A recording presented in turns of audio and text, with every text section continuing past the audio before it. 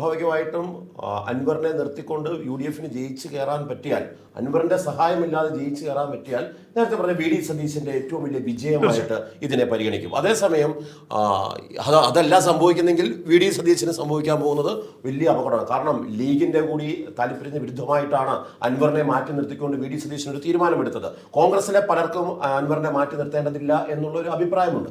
അപ്പോൾ സ്വാഭാവികമായിട്ടും ഇത് പിണറായി വിജയന്റെ മാത്രമല്ല, അല്ലെങ്കിൽ ഒരു ഭരണവിരുദ്ധ വികാരത്തിനെതിരെ കിട്ടുന്നത് എന്നുള്ള ഒരു കാര്യം മാത്രമല്ല, പ്രതിപക്ഷ നേതാവ് എന്ന നിലയിൽ VD സതീശനൂടെ വളരെ പ്രധാനപ്പെട്ട ഒരു റോൾ ഇതിനകത്തുണ്ട്.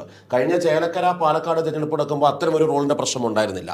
പക്ഷേ ഈ തെരഞ്ഞെടുപ്പിൽ ഒറ്റയ്ക്ക് ഒരു തീരുമാനമെടുത്തു. ഒരുപക്ഷെ സെമി കേഡർ എന്നൊക്കെ പറയുന്ന പോലെ ഒരു സെമി പിണറായി ലൈനിലാണ് VD സതീശൻ അൻവറിനെ മാറ്റി നിർത്തി അൻവറുമായി ചർച്ച പാടില്ല എന്നുള്ള നിലപാട് സ്വീകരിച്ചത്. ആര്യാടൻ ഷൗക്കത്തിനെതിരെ ഉയരുന്ന പല കുന്തമുനകളും എല്ലാം ചേരുമ്പോൾ ആര്യാടൻ ഷൗക്കത്തിനുണ്ടാകുന്ന പരാജയം അദ്ദേഹത്തിന്റെ മാത്രം പരാജയമല്ല, അത് പ്രതിപക്ഷ നേതാവിന്റെ കൂടി പരാജയമാകും. ഇനി അതല്ല, BJP ഒരു 10,000 വോട്ടിന് കൂടുതൽ പിടിച്ചു കഴിഞ്ഞാൽ അത് ക്രിസ്ത്യൻ ന്യൂനപക്ഷത്തോട് BJP കാട്ടുന്ന ഒരു സമീപനത്തിന്റെ ഫലമായി കിട്ടിയ വോട്ടാണ് എന്നിട്ട് രാജീവ് ചന്ദ്രശേഖർ, അതായത് അങ്ങോട്ട് മത്സരിക്കാനേ ഇല്ല എന്ന് പറഞ്ഞ രാജീവ് ചന്ദ്രശേഖറിന് വരെ വളരെ ആശ്വാസകരമായ രീതിയാകും. എന്നാൽ ഒടുവിൽ ഈ സ്വരാജ് ജയിച്ചാൽ മുഖ്യമന്ത്രി പിണറായി വിജയന് മാത്രമല്ല തുടർഭരണം. ഇതിലിപ്പോ ഏറ്റവും രസകരം, പല രീതിയിലുള്ള ക്യാപ്സുകൾ ഇനിയും വരും. സ്വരാജ് ജയിച്ചാൽ മന്ത്രി എന്നുള്ള ഒരു ക്യാപ്സൂൾ ഇപ്പൊ തന്നെ വന്നു കഴിഞ്ഞു. അത് അപ്പൊ ഏതറ്റം വരെ എങ്ങനെ വേണേ ഈ മത്സരത്തെ കൊണ്ടുപോകാം എന്നുള്ളതാണ്. അതുകൊണ്ട് തന്നെ ഒരു ദ്വന്ദ്വ യുദ്ധത്തിൽ 2 പേർ തന്നെ ഉണ്ടാകുമെന്ന് പറയുന്ന അഭിലാഷ് പറയുന്ന അഭിപ്രായത്തിൽ യോജിക്കുന്നു. എനിക്ക് തോന്നുന്നത് തെരഞ്ഞെടുപ്പ് പ്രചരണം തുടങ്ങിക്കഴിഞ്ഞാൽ പിന്നീട് ഇതൊന്നുമേ ഉണ്ടാകില്ല.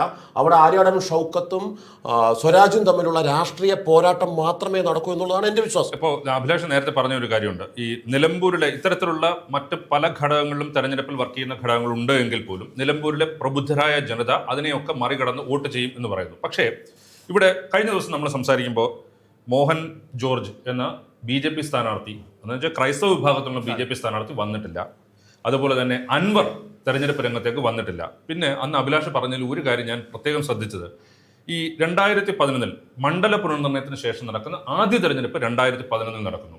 അതിനുശേഷം ഈ മണ്ഡലത്തിന്റെ ഘടനയിൽ കുറച്ച് വ്യത്യാസം വരികയും ഒരു പക്ഷേ നമ്മൾ ചില ഫലങ്ങൾ നിരീക്ഷിച്ചാൽ ഈ ഭൂരിപക്ഷ വോട്ടുകളുടെ കൺസോളിഡേഷനും വേണമെങ്കിൽ സഹായം പോലെ അല്ല അല്പം അതൊക്കെ സാധ്യതയുള്ള ഒരു മണ്ഡലമായിട്ട് നിലമ്പൂരിന് ഇപ്പോഴും സാധ്യതയുണ്ട്.